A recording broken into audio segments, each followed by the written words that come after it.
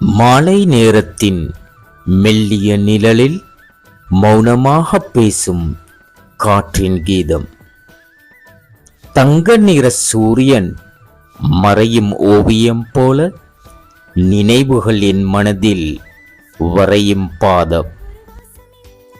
அந்திவானம் சிவந்த புன்னகையுடன் இரவு கதவை திறக்க காத்திருக்க ஒரு நொடி உலகமே நின்றது போல என் உள்ளம் உன்னை தேடி சென்றது.